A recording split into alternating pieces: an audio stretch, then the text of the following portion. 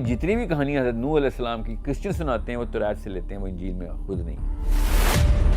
روح کیا ہوتا ہے؟ اصحاب کہف کا قصہ آپ کو کتنا پتہ ہے؟ یاجوج ماجوج کو آدم کی اولاد حدیث میں ہی کہا گیا۔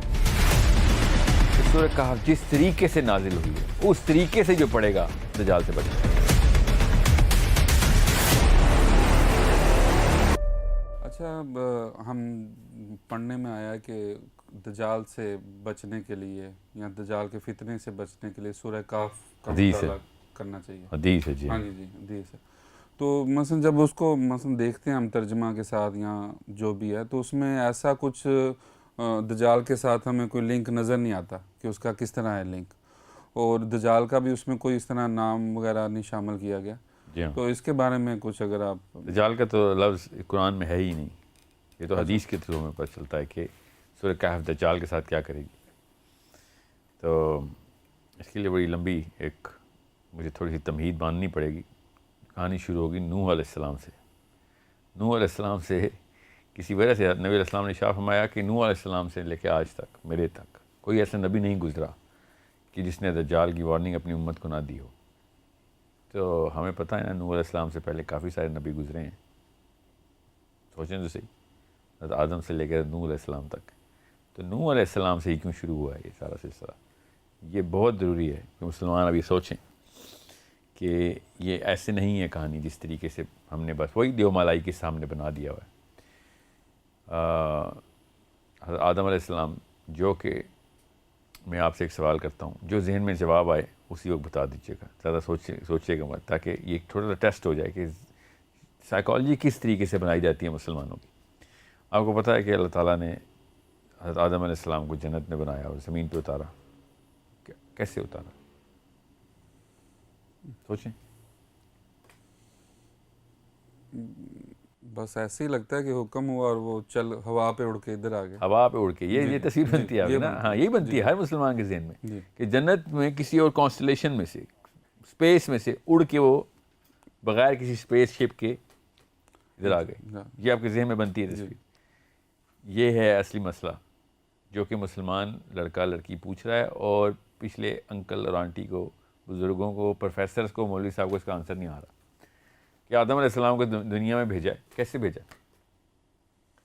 اب کوئی نہ کوئی صورتحال تو کرنی پڑے گی۔ میں نے اس لیے آپ کو کہا نا پچھلی تمام تر گفتگو میں کہ اللہ تعالیٰ قانون نہیں، دنیا اور کائنات کے قانون اللہ پابند نہیں ہے، مگر ان قانون کو توڑتے نہیں ہیں۔ انسانوں کے لیے کوئی ایکسیپشنز نہیں کریٹ کرتے، تاکہ انسان کے اوپر حجت انہی قوانین کی رہے، اور یہی قوانین ہی ہیں جن کے تھرو آپ نے یہ سمجھنا ہے کہ یہ وہ کرے کے اوپر جو فزکس کے لاز ہیں، خالی یہ قانون نہیں ہے۔ اب فزکس بھی ڈھونڈنا شروع ہو گئی ہے، اس کو ملنا شروع ہو گئے ہیں کہ معاملہ کسی اور طریقے سے بھی بنا گیا ہے۔ خالی یہ گریوٹی کا لا، خالی یہ فورسز، ویٹس اینڈ انرجی اسے اس طریقے سے نہیں دیکھی جائے گی کہ اسپیڈ آف لائٹ ہے تو دنیا کی اور کائنات کی سب سے تیز چیز اسپیڈ آف لائٹ ہے، اسپیڈ آف ساؤنڈ جو ہے، اور ساؤنڈ کی اٹ سیلف ویو جو ہے وہ وہی ویو ہے جو ہمیں سمجھ آتی ہے، ایسے نہیں۔ اب سائنس بھی آہستہ آہستہ خرامہ خرامہ ڈسکوریز کر رہی ہے، اپنی طرف سے جو مرضی کر رہی ہے، مگر کوشش کر رہی ہے۔ مسلمان نے کوشش چھوڑ دی ہے، اس لیے یہ پورے کے پورے پروگرام کی ترتیب دینے کے پیچھے مقصد تھا کہ ہم دوبارہ سے اپنی نفسیات تو اثر نو ایک دفعہ اس کا محاسبہ اور محاصرہ کریں کہ بھئی یہ ایسا بھی کیا ہو گیا کہ جو صحابہ کے فوراً بعد جو نسلیں آئی تھیں انہوں نے سائنس کی بنا رکھی تھی، اور ہمارے جتنے بھی مسلمان ہیں وہ سائنس کے خلاف یہ بہکی بہکی دیو مالائی باتیں کرتے کہ بس اپنے آپ کو سیٹسفائی بھی کر بیٹھے۔ ابھی میں آپ سے کچھ سوال کروں گا اس سورہ کہف کی سیریز کے اندر، جس سے آپ کو خود ہی سمجھ آ جائے گی کہ دماغ تیار ہی نہیں کیا جاتا مسلمان کا۔ سو حضرت آدم علیہ السلام جو کہ جنت سے دنیا میں آئے ہیں، ان کو ان کے اور ڈائریکٹ اپنی جو پہلی اولاد ہے ان کی، اور ان کے بعد ان انبیاء کی سیریز جو نوح علیہ السلام تک، ہمیں جیسے ادریس حضرت نوح سے پہلے لکھیں، ٹھیک ہے، غور سے سمجھیں اس بات کو۔ حضرت نوح 8th جنریشن میں ہے حضرت ادریس کی، تو یہ غور سے سمجھنا پڑے گا کہ اتنے بڑے بڑے نام ہیں جنہوں نے دجال کی وارننگ نہیں دی۔ نوح علیہ السلام کے ساتھ ایسا کیا واقعہ ہوا تھا کہ جو 6th جنریشن ہے، حضرت نوح چھٹے مطلب ان کے پوتے کے پوتے ہیں حضرت ادریس کے، ٹھیک ہے. سو اگر حضرت نوح علیہ السلام سے یہ سلسلہ شروع ہو رہا ہے دجال کی وارننگ کا، تو کوئی واقعہ ہونا چاہیے یہاں پہ جس کے لیے ہمیں تھوڑی سی کتابیں کھولنی پڑیں گی، اور وہ کتابیں ہیں ہمارے پاس. انجیل کے اندر بھی اور توریت کے اندر بھی یہ ثبوت اب ہمیں مل چکے ہیں. ان کے پاس تو پہلے سے تھے، وہ جس اینگل سے دیکھ رہے تھے نا یہ سارے کے سارے معاملے کو، وہ بہت ضروری ہے کہ ہمیں پتہ ہو کہ وہ کیا اینگل ہے. اور ہمارے نبی علیہ السلام نے ہمیں جب نوح علیہ السلام کا بتا دیا ہے تو چابی دے دی ہے، اب ہم نے وہ تالا ڈھونڈنا کہاں پہ لگتی ہے. نصاری جتنے بھی نصارہ ہیں نا، جتنے بھی کرسچنز ہیں، اور جو کنگ جیم ورژن کے پروٹیسٹنٹ فالورز ہیں، اور ایتھیوپین کرسچنز جتنے بھی ہیں، نصارہ کے 3 فرقے ہیں. تو 3 فرقوں کے اندر سے جو میجورٹی ہے نا وہ پروٹیسٹنٹ کی اور ایتھیوپینس کی ملائیں تو یہ میجورٹی بن جاتی ہے، ورنہ آس پاس ہی ہے کیتھلکس اور پروٹیسٹنٹس کی تعداد. ان دونوں کی جو کتابیں ہیں نا ان میں سے ان میں کافی ڈفرینس ہے. انجیل میں کافی ڈفرینس ہے نمبر آف بکس کا اور ٹائپ آف بکس کا. سو ان 3 میں سے 2 ایسی کتابیں ہیں کہ جس میں صریحاً لکھا ہوا ہے، اور جو تیسری کتاب ہے جو کنگ جیمز کی کتاب ہے اس میں سمبولکلی لکھا ہوا ہے. کیتھلکس نے تو صریحاً لکھ دیا ہوا ہے کہ دجال کا جو ٹائم ہوگا وہ ایگزیکٹلی نوح علیہ السلام کا ٹائم ہوگا. سب سینیریو وہی ہوگا، رولز آف دا گیم وہی رہیں گے، وہی والے قوانین کے اوپر وہی جنگیں چلیں گی اسی طریقے سے جس طریقے سے نوح علیہ السلام کے ٹائم پہ جنگیں چلی تھیں. اب یہ سوچنے والی بات ہے نا کہ چھوٹا واقعہ تو نہیں کہ نوح علیہ السلام کے بارے میں ہمیں کچھ بھی نہیں پتہ. اور میں آپ کو پھر بتا دوں ایون کرسچن لٹریچر کے اندر بھی اتنا کچھ نہیں لکھا ہوا. انہوں نے ادریس کے اوپر علیہ السلام کے اوپر ایک کتاب لکھ دی ہے، مگر نوح علیہ السلام کے اوپر اس لیول کی ڈیٹیلنگ نہیں ہے سوائے سیلاب کی. ہے ڈیٹیل، مگر یہ نہیں ہے کہ لڑائی کیا ہوئی، کس طرح کے اوزار استعمال ہوئے، ہتھیار کس طرح کے استعمال ہوئے. اوزار کا مطلب کشتی بنانے کے لیے کون سے اوزار، لڑائی کے لیے کون سے ہتھیار، کس طرح کی جنگ تھی، کس قسم کی مخلوقات تھیں جس کے ساتھ جنگ تھی. اس کا تذکرہ ایتھیوپینز نے کیا ہے بڑی تفصیل سے. ایتھیوپین بائبل کے اندر ہے. Ethiopian Bible is the number 3 biggest sect in Christianity. اسلام میں یہ والا سارے کے سارے معاملات اس لٹریچر میں اس طرح نہیں آئے. حدیث نے ڈائریکٹلی اشارے کیے ہیں تاکہ ہمیں پتہ چل سکے کہ ہم پڑھیں اس کو، مگر یہ ایک حدیث بڑی کلیئر ہے کہ نوح علیہ السلام سے لے کے آج تک کوئی ایسا نبی نہیں گزرا جس نے دجال کی وارننگ نہ دی. اب بات یاد رکھیے گا، اصلی کہانی آپ نے سورہ کہف کی پوچھی بھی ہے، اور سورہ کہف کا بیک ڈراپ میں آپ کو بتا رہا ہوں کہ توریت نے بھی بتا دیا جو کہ یہودیوں کی کتاب ہے، اور انجیل نے بھی بتا دیا کہ نوح علیہ السلام اور آخری دور ایگزیکٹ سیم ہونا ضروری ہے. یہاں تک کہ بشارتیں دی ہیں توریت نے کہ نوح علیہ السلام کے جو فالورز ہوں گے جو کہ بنی اسرائیل نہیں ہوں گے، بنی اسرائیل کے علاوہ جو قوم بچ جائے گی وہ نوح علیہ السلام، نوائٹس بولتے ہیں اس کو، نوح علیہ السلام کی امت کے لوگ ہیں کہ جو بھی حق کے اوپر ہیں، اللہ کی وحدانیت توحید کے اوپر ہیں، اور نوح علیہ السلام کی ڈسینڈنٹس میں سے ہیں. اب انہوں نے 2-3 اور نشانیاں کوالیفیکیشن رکھی ہوئی ہے، مقصد یہ نہیں ہے بات کا، اس لیے میں تفصیل میں نہیں جا رہا، مگر انہوں نے جب ایک بریکٹ بنانی تھی یہود کے علاوہ تو انہوں نے ان کو بھی ویٹو دے دیا. نوائٹس بولتے ہیں اس کو، نوح سے نوائٹس. اب یہ بات ضروری ہے یہ سوچی جائے. میں اس طرح تفصیل سے تو نہیں بتاؤں گا، نہ ہی ٹائم ہے اتنا، مگر اتنی کلیئر انڈیکیشن بتا دیتا ہوں کہ نوح علیہ السلام کی لڑائی صرف انسانوں سے نہیں تھی، دنیا پہ ہی تھی مگر صرف انسانوں سے نہیں تھی. نوح علیہ السلام کے ٹائم کے اوپر جو کچھ معجزاتی قسم کے معاملات ہوئے جس کے بیسک کامن سینس کے خلاف باتیں ہماری انسانی عقل میں سما ہی نہیں سکتی، مگر اللہ تعالیٰ نے قرآن میں بھی، انجیل میں بھی، توریت میں بھی بول دی کلیئرلی کہ پوری دنیا میں پانی آ گیا. سوچیں تو صحیح، یہاں تک کہ عام دماغ اس کو ہضم نہیں کر سکا. اتنا ایک ایب نارمل ایونٹ ہے کہ مسلمانوں کے اندر بھی شاخیں بن گئی کہ نہیں دنیا پہ تو نہیں سیلاب آ سکتا. حالانکہ توریت تفصیل بتا رہی ہے دنیا پہ سیلاب کی، ایتھیوپین بائبل، انجیل ساری. پھر اللہ تعالیٰ نے بھی سیلاب کی بات کی. اور دوسرا واقعہ جو بہت بڑا ہوا کہ نوح علیہ السلام نے سارے جانور اکٹھے کر لیے، ایک جوڑا. یہ تو ہمیں پتہ ہے اس بات کا، سنا ہے آپ نے نا. آپ خود سوچیں کہ ایسی دنیا کی کون سی کشتی ہے جس میں دنیا کے جانور اکٹھے ہو سکتے ہیں. ہماری کامن سینس کے خلاف بات ہے. سو یا تو کشتی بہت ہی بڑی ہے، یا پھر دنیا کے سارے جانور اکٹھے نہیں ہوئے، یا پھر یہ دونوں تو ہوئے ہیں مگر وہ طریقہ کار بالکل فرق ہے جس طریقہ کار سے ہم نے اگر جانور اکٹھے کرنے ہو تو. اب جانور اکٹھے کرنے کا تو قرآن کی ڈائریکٹ آیت ہے، اس پہ تو ڈینائی نہیں ہو سکتا. اس کے اوپر لیکن اس کی توجیحات یہ نکالی جاتی ہیں اور تعویلات یہ کی جاتی ہیں کہ جو دماغ نہیں سما سکتا اس پورے علم کو یا اس پوری نالج کو یا اس انفارمیشن کو بھی، وہ کیا کہتا ہے کہ نہیں سارے جانور نہیں ہیں، تو نوح علیہ السلام نے جو بھی جانور تھے اس علاقے کے وہ اکٹھے کر کے جتنے بھی 8-10 جوڑے تھے وہ کشتی میں ڈال دی، اور کتنے جان ڈال سکتے ہیں، کیونکہ عام دماغ کے بس کی بات نہیں ہے۔ غور سے سمجھیے گا، دجال بھی عام دماغ کے بس کی بات نہیں ہے، بس یہ یاد رکھیے گا یہاں پہ مقصد دجال ہے، یہاں پہ اینڈ آف ٹائم ہے، آخری زمانہ ہے، اور کہانی نوح علیہ السلام سے شروع کرنی پڑتی ہے ہر دفعہ۔ اور ہم نے آج تک اسلامک لٹریچر میں آپ نے کبھی کسی اسکالر کو سنا ہے کہ نوح علیہ السلام سے کھینچے کہانی؟ No, because there has to be a very scientific angle to look at this. اور خود انجیل گواہی دے رہی ہے، میں کون سی سائنس کے، آئنسٹائن نے تو نہیں لکھی نا انجیل، انجیل نے جب گواہی دی ہے کہ دجال کا ٹائم نوح علیہ السلام کا ٹائم کا ری پلے ہے۔ ابھی میں بتاتا ہوں کیسے کیسے ری پلے۔ سو دجال کیا کرے گا؟ دائیں ہاتھ میں جنت اور بائیں ہاتھ میں دوزخ لے کے پھر رہا ہوگا، اور نبی علیہ السلام نے شاہ فرمایا کہ اس کی جنت جو ہے نا وہ دوزخ ہے اصل میں، اور جو اس کی دوزخ ہے وہ جنت ہے، اور تب جب تمہیں وہ کہیں نہ کہ میں نے تمہیں دوزخ میں ڈال دینا، اور تو لپک کے چھلانگ لگا دو دوزخ میں، تم اللہ کی جنت میں ہی پہنچو گے، اور جو اس کی جنت ہے اس میں جو لوگ چھلانگ لگائیں گے وہ دوزخ میں ہی جائیں گے۔ اب یہ والی کہانی یہیں تک کیوں روکی جاتی ہے؟ کوئی بھی ایک مسلمان یہ کیوں نہیں پوچھتا کہ اماں ابا سے یا مولوی صاحب سے، پروفیسر سے یا اپنے بڑوں سے کہ یہ جنت اور دوزخ ہاتھ میں کیسے اٹھاتے ہیں؟ ایسا کیا معاملہ ہے جو ان کے ذہن میں، کون سی تصویر آپ بتائیں، آپ کے ذہن میں کیا تصویر بنتی ہے کہ جنت اور دوزخ اٹھائی ہوئے چال لیں؟ کوئی خاص نہیں بنتی، وہی سمبولک ذہن چلا جاتا ہے کہ شاید کہ اس نے اصلی کوئی ایک علاقہ تیار کیا ہوگا، وہ جو قادیانیوں نے ربہ تیار کیا ہوا تھا، ادھر جنت ہوگی، اور دوسری طرف روڈ کے اس طرف دوزخ تیار کی ہوئی تھی، اور ہر سینٹر میں کھڑا ہوتا ہے۔ یہ تو نہیں تصویر بنتی نا کسی کی، اس نے پوری دنیا میں جانا ہے، اور نبی السلام نے اس کے ہاتھ کا بتایا، اس کے دائیں ہاتھ میں جنت لے کے پھر رہا، آگ کا دریا ہوگا، اور بائیں جو بھی بائیں ہاتھ میں مکس کر رہا ہوں، جو ایک ہاتھ میں داغ کا دریا ہوگا اور ایک ہاتھ میں جو ریگولر دریا ہوتا ہے پانی کا، لوگ پانی کے دریا میں چھلانگ لگائیں گے پیاس بجھانے کو، آگ میں چلے جائیں گے، کیونکہ جنت ہی ہے نا، اور جو اس نے دوزخ دکھائی ہے آگ کا دریا وہ اصل میں جنت ہے۔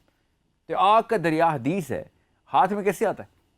یہ بہت غور طلب بات ہے سمجھنے کے لیے، سمجھ لیں یہ سمبل ہے، تو پھر ہمیں دنیا میں کوئی جگہ پر الاٹ کرنی پڑے گی نا دوزخ اور جنت کے لیے، کہ یہ تو دجال کے لیے تو سمبل تھا، مگر اس نے دنیا میں کوئی بنائی تھی جگہ، تو سمبولک تو نہیں ہو سکتا ہے، کہیں نہ کہیں تو اس کو بنانی پڑے گی جنت اور دوزخ۔ اب اصل میں بھی وہ دائیں ہاتھ میں جنت اور بائیں ہاتھ میں دوزخ لے کے پھر رہا ہے۔ یہ اس لیے میں آپ کو بتا رہا ہوں، نوح علیہ السلام نے پوری دنیا کے جانور اکٹھے کیے ہیں، اور نوح علیہ السلام کے اوپر بہت ضروری ہے کہ آپ کو پتہ ہو کہ دیر سم تھنگ ایلس، ایک اور واقعہ ہے جو کہ قرآن میں لکھا ہوا ہے، جو کہ مسلمان ڈسکشن میں نہیں لے کے آتے۔ اب میں وہ آپ سے پوچھتا ہوں، آپ کے سامنے ٹیسٹنگ ہو جائے گی، اور مسلمان کا دماغ کا اور نفسیات کا ٹیسٹ ہے۔ یہ بتائیں، آپ کو یہ پتہ ہے نا کہ نوح علیہ السلام کی عمر کتنی ہے؟ نو، یہ کسی کو بھی نہیں پتا کہ نوح علیہ السلام کی عمر کتنی۔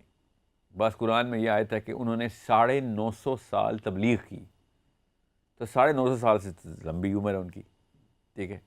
اور یہ بھی نہیں پتا کہ نوح علیہ السلام کے 3 بیٹے تھے، زیادہ بیٹے تھے مگر 3 جو تھے وہ بچ گئے تھے، چوتھا بیٹا پہاڑ پہ چڑھ گیا تھا کہ میں نے تو نہیں آنا آپ کی کشتی میں، ٹھیک ہے۔ بیوی اور ان کا بیٹا کشتی میں نہیں آئے، پتہ نا آپ کو اس بات کا؟ بیٹا تھا یا پوتا تھا؟ پوتا تھا یا اس کا بھی پوتا تھا؟ پوتا تھا، اس کا بھی سکڑ پوتا تھا؟ نہیں، بیٹا تھا نا، یہ ہم سب کو پتہ ہے، قرآن نے بتایا اس لیے پتہ ہے۔ آپ یہ بتائیں، کیا وہ ایسا زمانہ تھا کہ جس میں 930 سال میں شادی ہوتی ہے لڑکے کی؟ ایسا زمانہ تو نہیں تھا، ہر بندے کی اپنی ٹائم پہ شادی، بلکہ اس ٹائم پہ تو زیادہ جلدی شادی ہوتی تھی، ہم نے تو پھر ڈیلے کر دی ہے، 20-22 سال کے لڑکے کے بچے ہوتے تھے، سمجھ لیں ان کی لیٹ ہی شادی ہوئی تھی، تو 40 سال میں کر لی شادی، اور لیٹ کر لیتے ہیں، 50 سال میں شادی کر لیتے ہیں۔ 950 سال کی تبلیغ کے بعد بیٹے نے بغاوت کی ہے، تو وہ کم از کم 932 سال کا تو بنتا ہے، ٹھیک ہے، 18 سال کا تو ہوگا نا، ٹھیک ہے۔ اور اگر وہ 932 سال کا ہے تو اس کی کوئی شادی نہیں ہوئی، اس کے کوئی بچے نہیں آگے سے۔ یہ دماغ ہمارا کیوں نہیں سوچتا یہ والے سوال کہ صرف ایک ہی نسل کیوں ہے نوح علیہ السلام کی، اور چھوٹے سے 40 بندوں کا قبیلہ ہی کیوں آ رہا ہے؟ یہ تو کم از کم 50 نسلیں نکلتی ہیں خالی پوتوں کی، ان کے آگے سے پوتوں کی، پھر پوتوں کی، ایک قبیلے ایک نسل کے اوپر چھوڑیں ابھی، ہاریزونٹل اسٹریچ چھوڑیں, ورٹیکل اسٹریچ ہی 950 سال کی تبلیغ میں 54 نسلیں نکلتی ہیں. اگر 30 سال میں ایک بندہ شادی کرتا ہے اور اس کا بچہ پیدا ہوتا ہے, پھر وہ 30 سال کا ہوتا ہے بچہ, پھر وہ شادی کرتا ہے, پھر اس کا بچہ, 54 جنریشنز لینئر ورٹیکل آتی ہے. یہ والی بات کیوں نہیں سوچتا مسلمان کہ نوح علیہ السلام نے 950 سال تبلیغ کیا اور ایک ہی نسل کے بیٹے ہیں؟ اس کا مطلب ہے ٹائم کا کانسیپٹ کچھ اور ہے اس وقت. اور ٹائم کا کانسیپٹ کچھ اور ہونا اس لیے بھی ضروری ہے بیکاز یہ والی ڈیمینشن جس میں ہم ٹائم دیکھ رہے ہیں اس ڈیمینشن کے اندر یہ سارا معاملہ نہیں ہو رہا. اور اس وجہ سے ہی آپ کو ایکسپلینیشن میں آسانی ہوگی. پورے جانور اکٹھے کرنے کے لیے جو وقت درکار ہے, جو ریسورس درکار ہے, وہ اس ڈیمینشن کی ریسورس نہیں ہے. یہ کام دجال جب کر رہا ہے تو ہمارا کوئی نہ کوئی امیجری بن رہی ہے.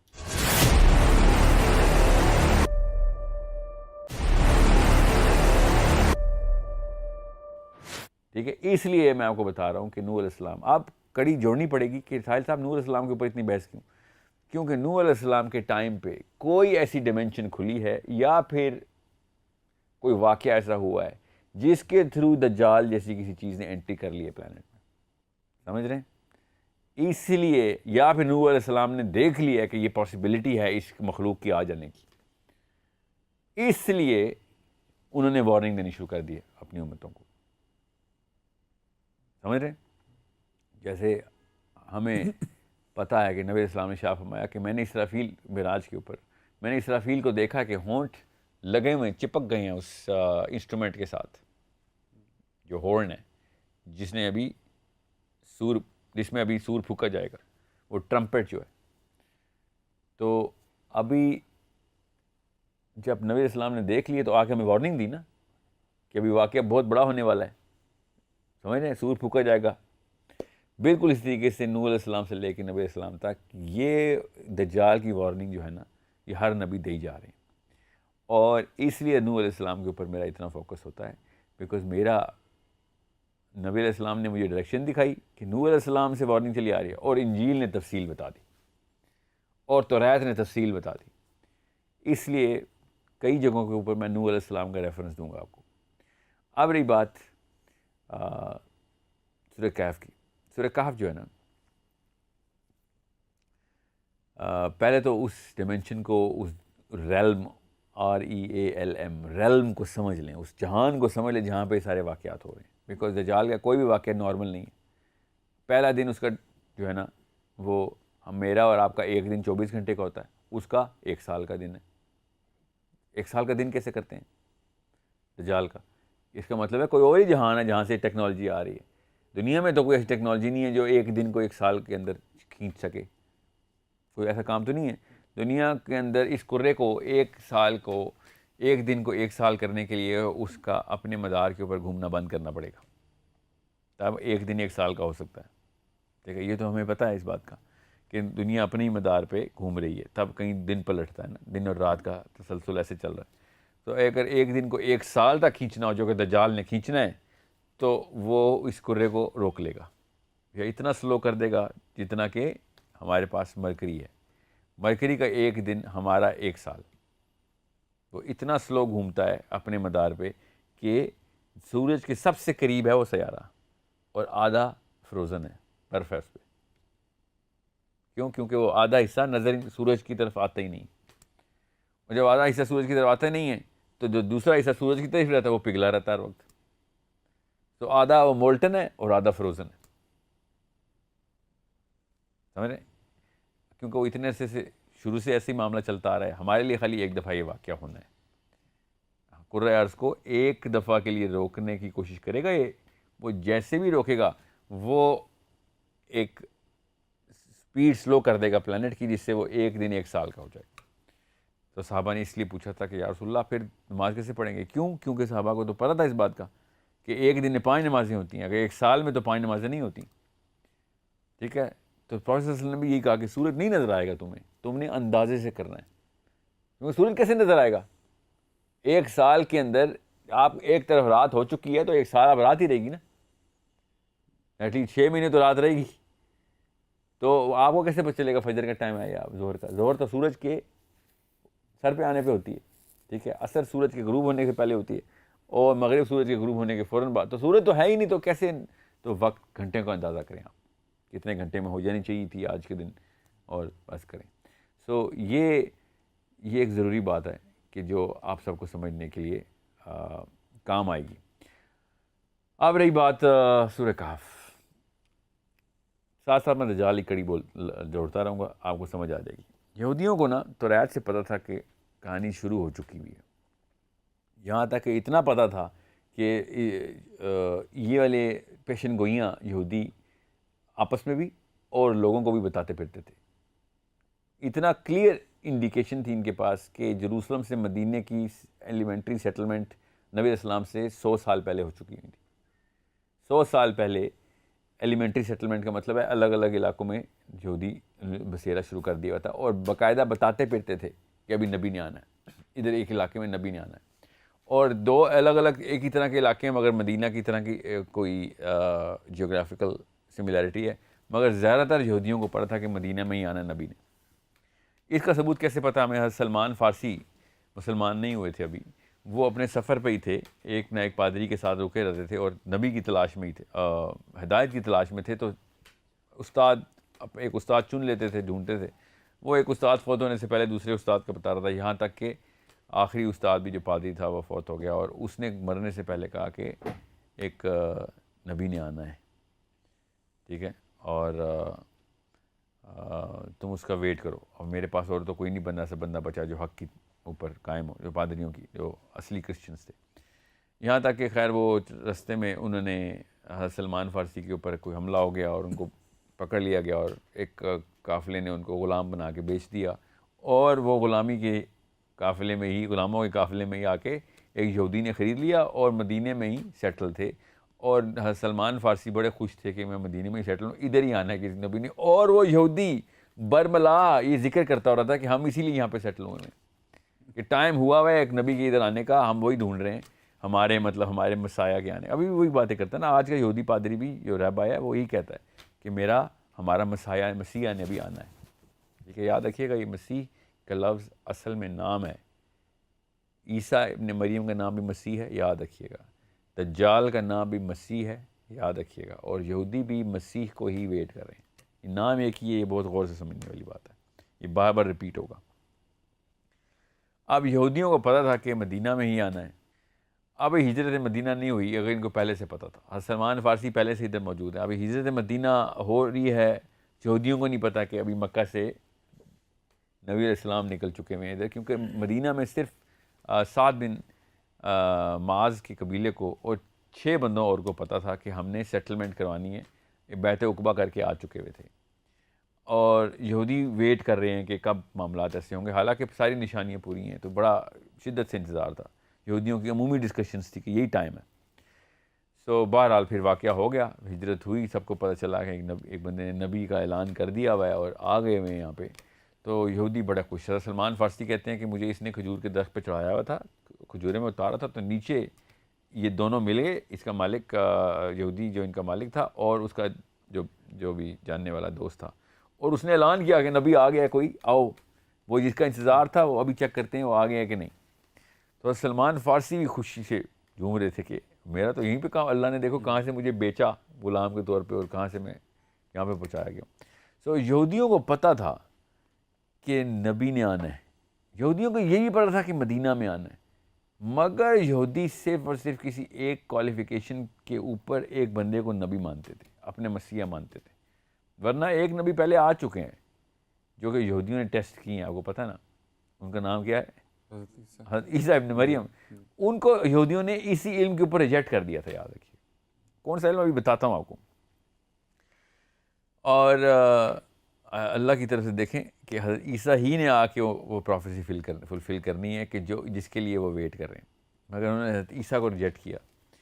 اور جب یہ حضرت سلمان فارسی نے سنا کہ آ گیا ہے نبی، آ گئے ادھر، تو یہ بھی اترے، جانے کا انتظار کیا اور نبی علیہ السلام سے جا کے مل کے آئے. ان کے پاس عیسائیوں کی دیوی پادریوں کی 3 نشانیاں تھیں، وہ انہوں نے جا کے چیک کی. نبی علیہ السلام کے پاس گئے اور کہا کہ یہ کھانا جو ہے نا یہ صدقے کا ہے، میں آپ کے لیے لائی ہوں، آپ لوگ بھی کھائیں. تو نبی علیہ السلام نے کہا، شکریہ ادا کیا اور صحابہ کو دیا کہ آپ میں سے کوئی کھا لیں. تو سر سلمان فارسی دیکھتے رہے کہ نبی اسلام نے نہیں کھایا. سو اس طرح ایک مہر کی نشانی تھی مہر نبوت کی، جو کہ سر سلمان فارسی نے خود جو نبی اسلام کے جسم مبارک پہ مہر ہے وہ خود دیکھنے کے لیے ایک خاص ترکیب بھی لڑائی اور دیکھ لیا. تو اس طریقے سے سلمان فارسی بھی چیک کر رہے ہیں کرسچنس کی دی ہوئی نشانیوں کو، اور یہودیوں نے آ کے بھی چیک کرنی تھی، اور یہودی آئے بھی. پھر یہودیوں نے آ کے نبی اسلام سے پھر کچھ سوال کیے. اب یہاں پہ آ کے آپ کو نوح علیہ السلام کی کہانی، توریت، مسیح دجال، حضرت عیسیٰ، یہ سب کنیکٹ کرنی پڑیں گی.